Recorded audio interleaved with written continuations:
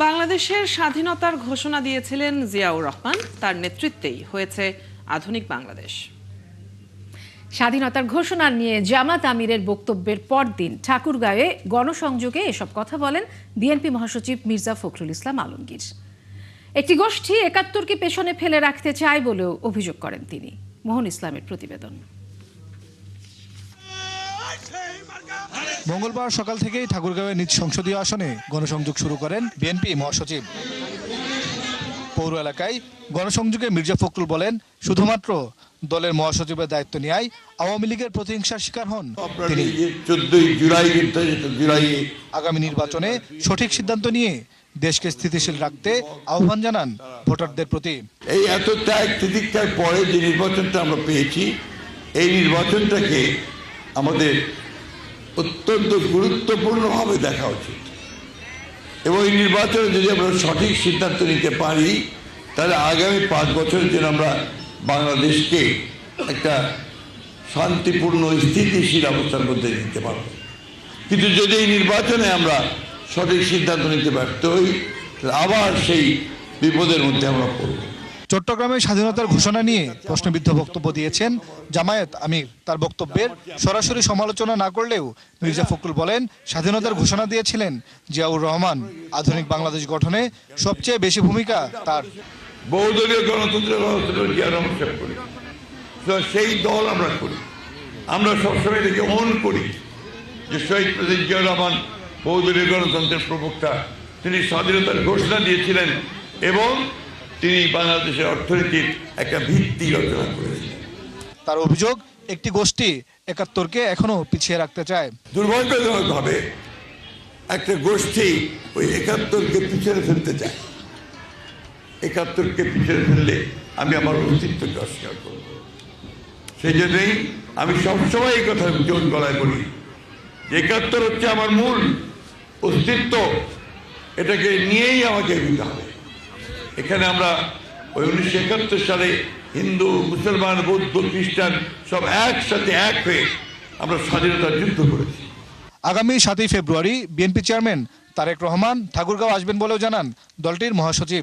আগামী 7 তারিখে সকাল 9টায় আমাদের নেতা শহীদ প্রেসিডেন্ট জিয়াউর রহমান এবং বেগম খালেদা জিয়ার বড় ছেলে, বিএনপির চেয়ারম্যান, ভবিষ্যতের প্রধানমন্ত্রী, তিনি আমাদের ঠাকুরগাঁও।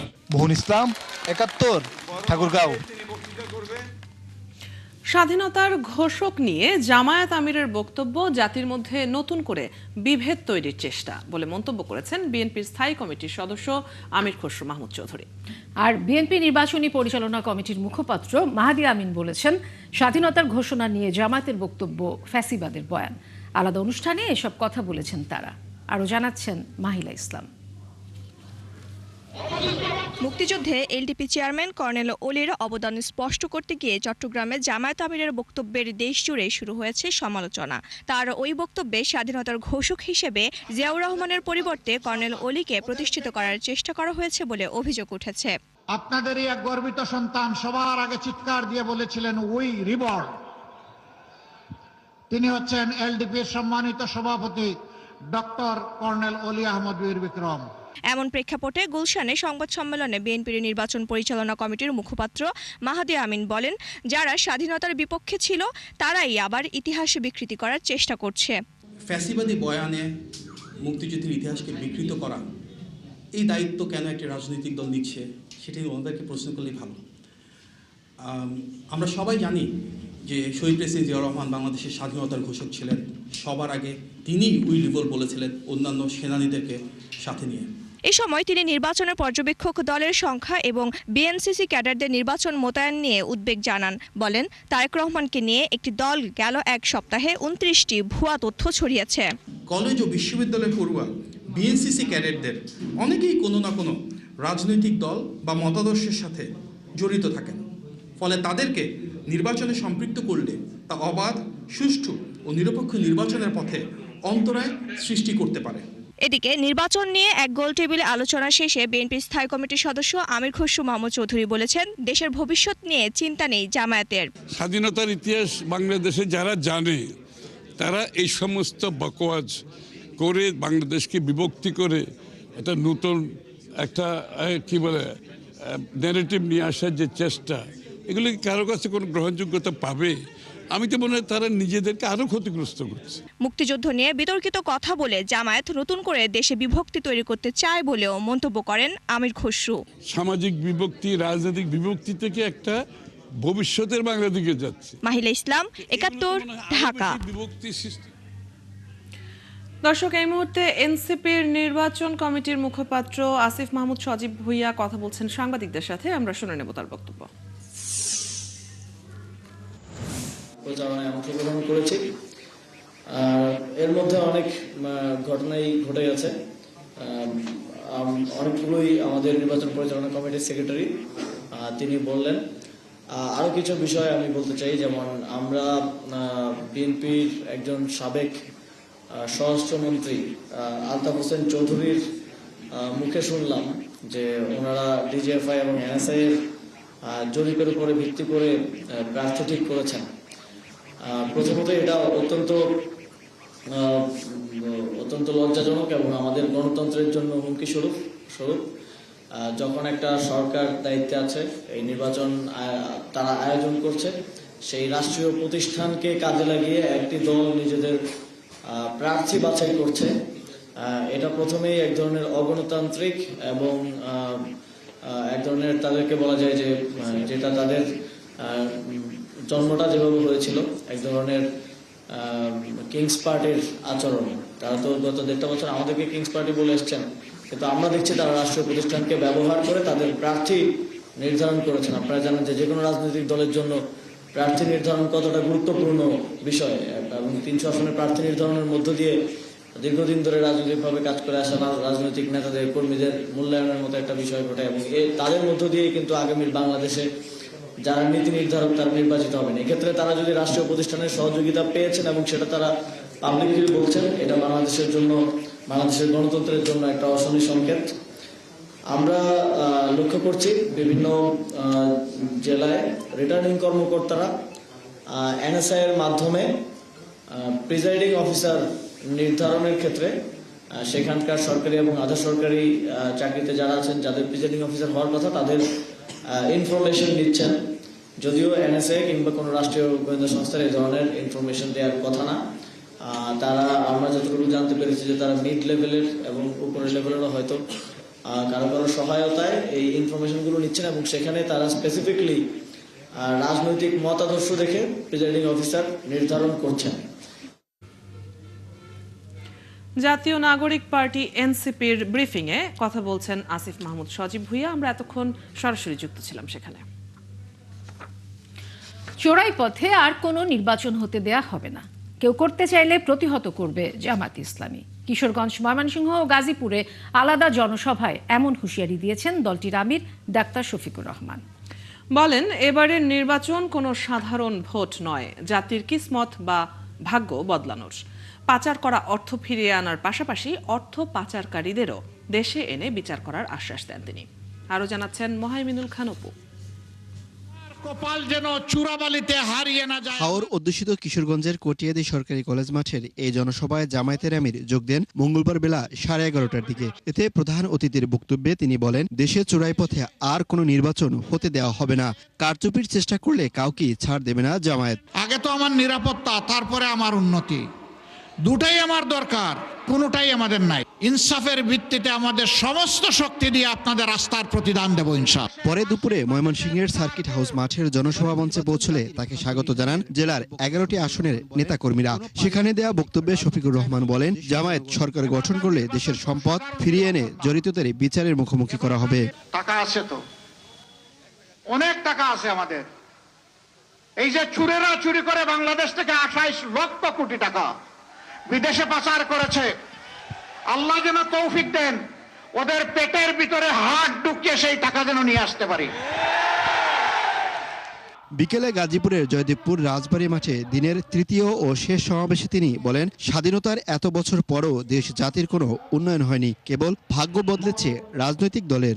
54 বছর এক এক করে পার করেছে। এই 54 বছরে দেশ এবং জাতির কোনো উন্নয়ন হয় নাই, এ কথা আমি কখনো বলি নাই, বলবো না। উন্নয়ন হয়েছে দুই ধরনের, একটা জনগণের আর একটা রাজনৈতিক নেতাকর্মী। সিমেন্টের বদলে ছাই ব্যবহার করা হয়েছে। জনগণের উন্নয়নটা করতে গিয়ে বাংলাদেশ থেকে 28 লক্ষ কোটি টাকা শুধু 15.5 বছরে বিদেশে পাচার করা হয়েছে। শিল্প এলাকার মানুষের সুবিধায় কাজ করার আশ্বাসও দেন জামায়াতের এই শীর্ষ নেতা। মুহাইমিনুল খান অপু, ৭১, গাজীপুর। নির্বাচনে অংশ নিতে বাধা কাটল ঢাকা 11 আসনে বিএনপির প্রার্থী এম এ কাইয়ুমের। দ্বৈত নাগরিকত্ব ও তথ্য গোপনের অভিযোগে ঢাকা 11 আসনে কাইয়ুমের প্রার্থিতার বৈধতা চ্যালেঞ্জ করা রিট সরাসরি খারিজ করে দিয়েছে হাইকোর্ট। এদিকে চট্টগ্রাম ও শেরপুরের মোট 3টি আসনে নির্বাচনী দৌড়ে থাকবেন বিএনপির আরও 3 প্রার্থী। তবে আপিল নিষ্পত্তি না হওয়া পর্যন্ত চট্টগ্রাম 2, 4 এবং শেরপুরে 2 আসনে নির্বাচনী ফল প্রকাশ না করার আদেশ দিয়েছে আপিল বিভাগ। বিস্তারিত জানাচ্ছেন মাইনুল মারুফ।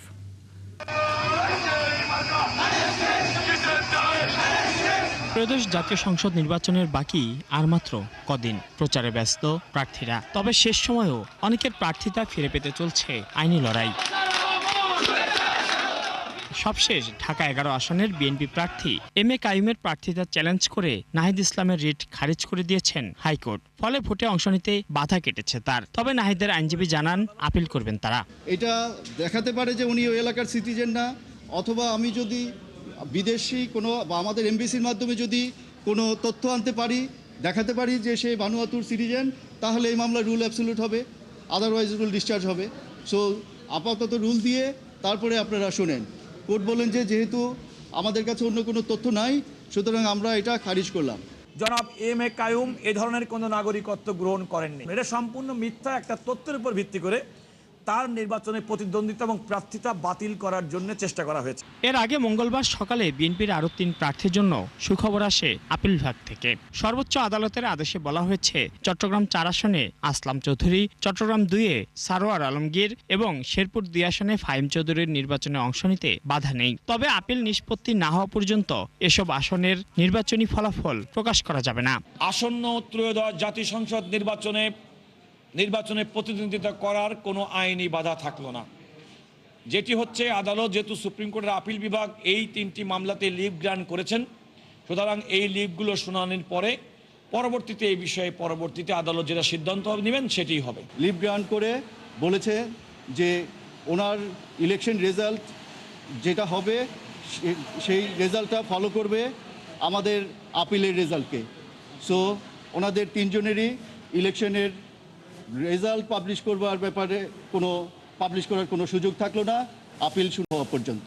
বিএনপির এই 3 প্রার্থীর 2 জনের বিরুদ্ধে ঋণখেলাপি এবং 1 জনের বিরুদ্ধে দ্বৈত নাগরিকত্বের অভিযোগ এনে হাইকোর্টে রিট করেছিলেন এসব আসনের জামায়াত প্রার্থীরা। পরে হাইকোর্ট তাদের প্রার্থিতা বৈধ ঘোষণা করলে সেই আদেশের বিরুদ্ধে লিপ্ট আপিল করেন তারা।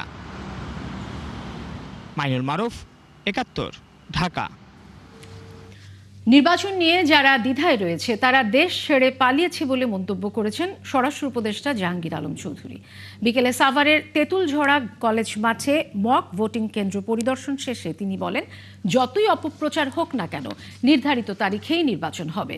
যারা বলছেন নির্বাচন হবে না তারা আগে থেকেই দেশের বাইরে। সাহস থাকলে দেশে এসে আইনের আশ্রয় নেওয়ার আহ্বান জানান তিনি।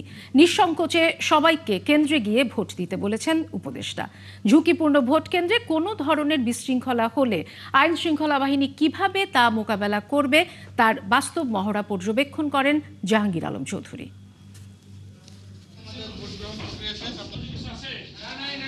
আপনাদেরকে আমি অনুরোধ করবো, আপনারা ওদের এটা উত্তর দিয়ে দিবেন যে সবাই ভোট কেন্দ্রে আসতেছে এবং ওদের মুখে সেই সময় কালি পড়ে যাবে। না না, ওই কয়েকজন লোক যারা দ্বিধায় আছে তারা কিন্তু দেশ থেকে পালাইছে। তারা ওই জায়গা থেকে বহু কথা বলতেছে।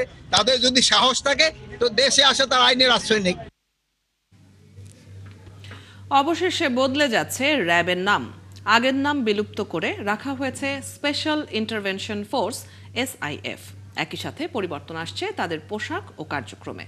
এরই মধ্যে র্যাবের নাম পরিবর্তনের প্রস্তাবে অনুমোদন দিয়েছেন প্রধান উপদেষ্টা। গেজেট প্রকাশের পরই নতুন নাম ও পোশাকে কার্যক্রম শুরু করবে এসআইএফ। সচিবালয়ে আইন শৃঙ্খলা সংক্রান্ত কোর কমিটির বৈঠক শেষে এসব মন্তব্য জানান স্বরাষ্ট্র উপদেষ্টা।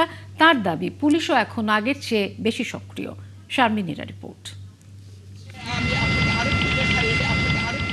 2014 সালে নারায়ণগঞ্জে 7 খুনের ঘটনায় আলোচনায় ঝড় ওঠে দেশের এলিট ফোর্স র্যাবের বিরুদ্ধে। এছাড়া বিভিন্ন সময় এই সংস্থার কর্মকাণ্ড নানা আলোচনার জন্ম দিয়েছে। মানবাধিকার লঙ্ঘনের অভিযোগে 2021 সালের 10 ডিসেম্বর র্যাব এবং 7 কর্মকর্তার উপর নিষেধাজ্ঞা দিয়েছিল যুক্তরাষ্ট্র। আন্তর্জাতিক মানবাধিকার দিবস উপলক্ষে পৃথকভাবে এই নিষেধাজ্ঞা দেয় যুক্তরাষ্ট্রের রাজস্ব বিভাগ ও পররাষ্ট্র দফতর। অন্তর্বর্তী সরকার দায়িত্ব নেওয়ার পর র্যাব বিলুপ্তির আলোচনা ও সিদ্ধান্ত হয়। অবশেষে র্যাবের নাম পরিবর্তনের অনুমোদন দিলেন প্রধান উপদেষ্টা। মঙ্গলবার সচিবালয়ে আইন শৃঙ্খলা সংক্রান্ত কোর কমিটির বৈঠক শেষে স্বরাষ্ট্র উপদেষ্টা জানান, র্যাবের পরিবর্তিত নাম হল স্পেশাল ইন্টারভেনশন ফোর্স এসআইএফ। নতুন উদ্যমে এই বাহিনী কাজ করবে বলেও তার আশা। কতগুলি ডিরেকশন দিয়ে দিয়েছে, ওইগুলো ইনকর্পোরেট করে একটা আদেশ জারি করব আমরা। এটার সাথে পোশাক পরিবর্তন হচ্ছে, পোশাক অলরেডি পরিবর্তন করে আপনাকে কিন্তু একবার দেখানো হয়েছিল। ওই পোশাকগুলি বানানো শুরু হয়েছে, হয়তো এই নেক্সট সপ্তাহে আপনি দেখবেন যে ডিজি হয়তো ওই পোশাকও গায়ে দেওয়া হয়েছে। এ সময় নির্বাচনে মব হবে টিআইবির আশঙ্কা উড়িয়ে দিলেন স্বরাষ্ট্র উপদেষ্টা। দাবি করেন ভোট হবে নিরপেক্ষ ও গ্রহণযোগ্য। 5 অগস্ট থেকে 8 অগস্ট এই 3 দিন, এবং এই 8 অগস্টের পরে পুলিশের যে পরিস্থিতি ছিল, এখন কি সেই পুলিশের পরিস্থিতি ওই অবস্থা আছে? এটা একটা উত্তর দেন আগে আপনি। এখন বলেন ওই অবস্থা আছে? এখন পুলিশের মনোবল অনেক বেড়ে গেছে, তাদের কর্মক্ষমতা অনেক বেড়ে গেছে। এই জন্য ইলেকশনে কোনো ধরনের কোনো অসুবিধা হবে না, কোনো ধরনের কোনো অসুবিধা হবে না। আর এই যে ধরেন যে অগাস্টের যে পরিস্থিতি হয়েছিল, এই পরিস্থিতি অন্য কোনো ইলেকশনের আগে কোনো সময় হয়েছিল? সেনাবাহিনীর একক প্রচেষ্টায় 7,000-এর বেশি অস্ত্র উদ্ধারের তথ্য দেওয়া হয় সংবাদ সম্মেলনে। শারমিনীরা, 71, ঢাকা। চলছে সংবাদ সংযোগ, ফিরছি বিরতির পর। 71-এর সাথেই থাকুন। কাল বরিশাল ও ফরিদপুরে নির্বাচনী সফরে যাচ্ছেন বিএনপি চেয়ারম্যান তারেক রহমান। বরিশালে তিনি বক্তৃতা করবেন বেলস পার্কের দলীয় সমাবেশে, আর ফরিদপুরে নির্বাচনী জনসভা হবে রাজেন্দ্র কলেজ মাঠে। সমাবেশ ঘিরে বিএনপি নেতাকর্মীদের মধ্যে উৎসাহ উদ্দীপনা তৈরি হয়েছে, সেই সাথে চলছে সমাবেশ আয়োজনের প্রস্তুতি। দীর্ঘ 19 বছর 8 মাস 19 দিন পর বরিশালে যাচ্ছেন তারেক রহমান, তাই অধীর অপেক্ষায় আছে জেলাবাসী। শুধু দলীয় নেতা কর্মীদের নয়, ফরিদপুরের সাধারণ মানুষের মধ্যে একটা প্রচন্ড উচ্ছ্বাস এবং আবেগ কাজ করছে। এই মাঠ উপচিয়ে একেবারে ধরুন ওইদিকে অম্বিকা হলের মাঠ পেরিয়ে যাবে বলে আমরা বিশ্বাস করি। ফরিদপুর ইতিহাসে একটি সর্বকালের শ্রেষ্ঠ সমাবেশ হবে। দেশে বর্তমান পরিস্থিতিতে তারেক রহমানের উপর অনেক কিছুই নির্ভর করে, বিশেষ করে বাংলাদেশের উন্নয়ন। আমরা মনে করি যে এখানে একটা প্রবল একটা অভূতপূর্ব ঘটনা ঘটবে। বরিশাল বিভাগের এই বরিশাল শহর মানুষের কানায় কানায় ভরে যাবে। প্রতিবন্ধীরা দেশের গর্ব, তাদেরকে আরও কথা বলা ও কাজের সুযোগ করে দিতে হবে বলে মনে করেন তারেক রহমানের কন্যা ব্যারিস্টার জাইমা রহমান। দুপুরে রাজধানীর গুলশান লেক পার্কে শারীরিক, মানসিক ও বুদ্ধি প্রতিবন্ধীদের সঙ্গে মতবিনিময় সভায় তিনি কথা বলেন। তার মতে শুধু প্রতিবন্ধীরা নয়, সমাজের পিছিয়ে পড়া জনগোষ্ঠীদের নিয়েও কাজ করতে হবে। এর আগে শারীরিক, মানসিক শক্তি হারানো এবং এসব ব্যক্তির নানা সমস্যার কথা শোনেন জাইমা রহমান।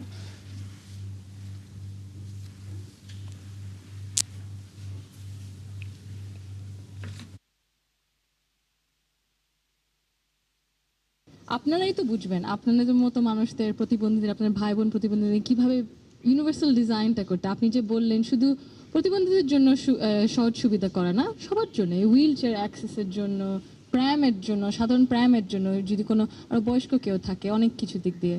তো আপনারা যে বললেন যে দেশের গর্ব আপনারা হবেন, আর আপনারা তো দেশের গর্বই। আমার মনে হয় এত কষ্ট করেও যে আপনারা এত কিছু করে দেখাতে পেরেছেন, এটা কোন মানে সেনসেশনাল। পবিত্র শবে বরাত আজ। হিজরি সনের শাবান মাসের 14 তারিখ দিবাগত রাতটি ধর্মপ্রাণ মুসলমানদের কাছে সৌভাগ্যের রাত বা মুক্তির রাত হিসেবে পরিচিত। বিশ্বের মুসলিম উম্মাহ পরম করুণাময় আল্লাহর বিশেষ অনুগ্রহ ও ক্ষমা লাভের আশায় ইবাদত বন্দেগীতে নিমগ্ন থাকেন। সারা দেশের মতো আজ বায়তুল মোকাররম জাতীয় মসজিদে ইবাদত বন্দেগীতে ব্যস্ত আছেন মুসল্লিরা। সেখানে আছেন আমাদের সহকর্মী সবুজ মাহমুদ, যুক্ত হব তার সাথে। সবুজ, বায়তুল মোকাররমে মুসল্লিদের ইবাদত বন্দেগী তো নিশ্চয়ই চলছে, সেখানে কেমন পরিস্থিতি দেখছেন জানাবেন।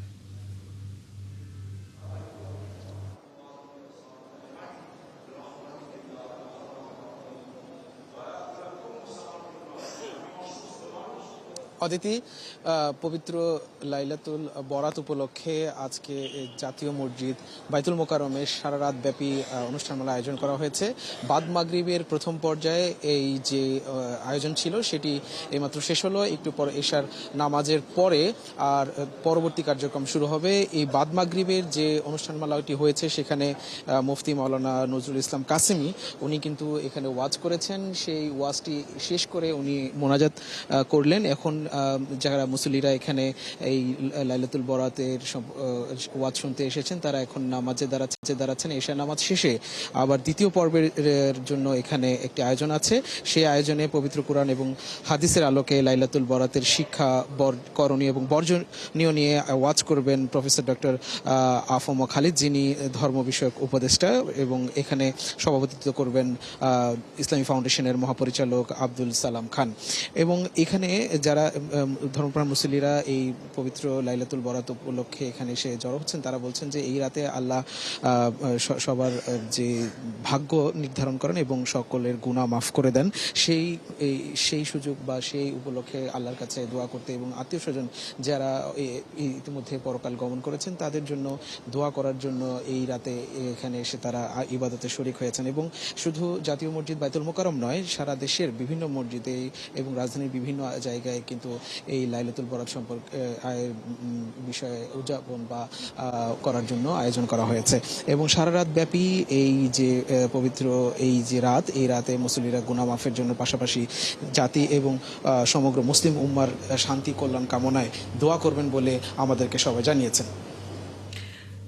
ধন্যবাদ আমাদের সাথে যুক্ত হয়ে জানিয়ে দেওয়ার জন্য। দর্শক, জাতীয় মসজিদ বায়তুল মোকাররমে শবে বরাতের ইবাদত বন্দেগী চলছে, সেখান থেকে সহকর্মী সবুজ মাহমুদ যুক্ত ছিলেন এতক্ষণ।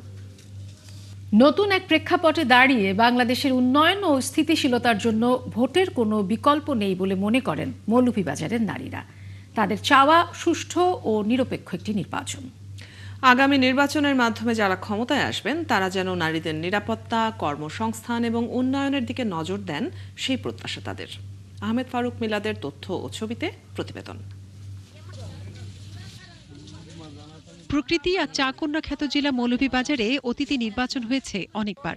নানা প্রতিশ্রুতি ও আশ্বাস দিয়েছেন প্রার্থীরা, তবে এর প্রতিফলন দেখেননি জেলার বিভিন্ন শ্রেণী পেশার নারীরা। বিশেষ করে চা শিল্পের সাথে জড়িত লক্ষাধিক নারী ও কয়েক হাজার ক্ষুদ্র নিগোষ্ঠীর মানুষ মনে করেন প্রার্থীদের প্রতিশ্রুতির বাস্তবায়ন না হওয়ায় তারা অনেকটা পিছিয়ে পড়েছেন অন্যান্য জেলা থেকে। আমরা যাতে ভোট যাকে দিব, আমরা যাতে সুখে থাকবো, শান্তিতে থাকবো।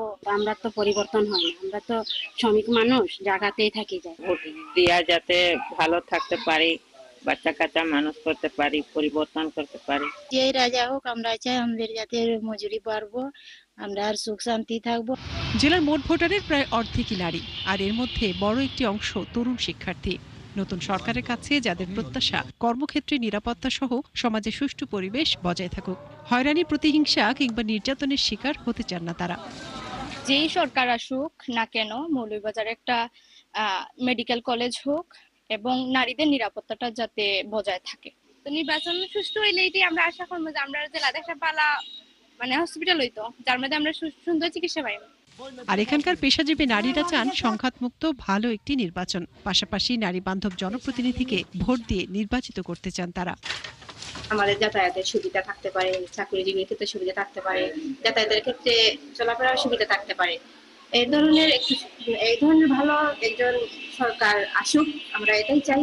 মহিলা মানুষ যাতে উন্নত হইতে পারে, ব্যবসা বাণিজ্য, ঋণ পাইতে পারি। আমরা এমন একজন সরকারকে দেখতে চাই যিনি আমাদের সকল দিক থেকে সাহায্য করে এবং পর্যটকের দিক দিয়ে যেন একটু বিশেষভাবে নজর রাখেন।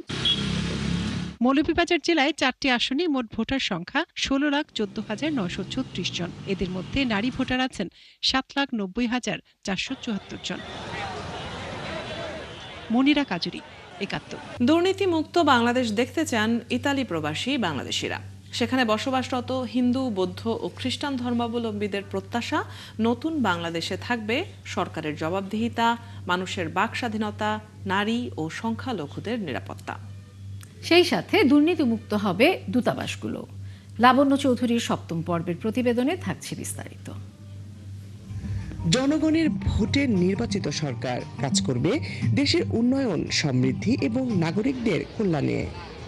সেই সঙ্গে বাক স্বাধীনতা ও জবাবদিহিতাও থাকতে হবে, এমনই প্রত্যাশা করেছেন আসন্ন জাতীয় সংসদ নির্বাচনে ইতালিতে বসবাসরত হিন্দু, খ্রিস্টান ও বৌদ্ধ ধর্মাবলম্বী প্রবাসী বাংলাদেশিরা। আমাদের দেশে এরকম এক সরকার আসুক যেখানে বাক স্বাধীনতা থাকবে, জবাবদিহিতা থাকবে এবং আমরা যারা আছি সবাই স্বাধীনভাবে একসাথে চলতে চাই। সরকারের কাছে আমাদের এটাই প্রত্যাশা যেন বাংলাদেশকে আমরা ঠিক একতাভাবে, সুন্দরভাবে নিরাপত্তা দিয়ে যেন আগামী পথ চলাটা আমাদের সুন্দর হয়। সকলের ঐক্যবদ্ধে স্বনির্ভর নারীদের নিরাপত্তা এবং অপূর্ব একটি দেশ চান তারা। ছোটবেলা থেকে সন্তানদের বলে আসছি যে আমাদের বাংলাদেশে এমন দেখতে সুন্দর, এমন দেখতে সুন্দর, সেই রকম বাংলাদেশ পরিবেশ আমরা আবার ফিরে পেতে চাই, সবাই মিলে একত্রভাবে থাকতে চাই। সন্ত্রাস মুক্ত এবং আমাদের মেয়েদের বিশেষ করে বিশেষ নিরাপত্তা প্রয়োজন এবং আমরা একটা শিক্ষিত জাতি হিসেবে আমাদেরকে সবাই যাতে আমাদের চিনে, সেই হিসাবে বাংলাদেশটা চাই এখন।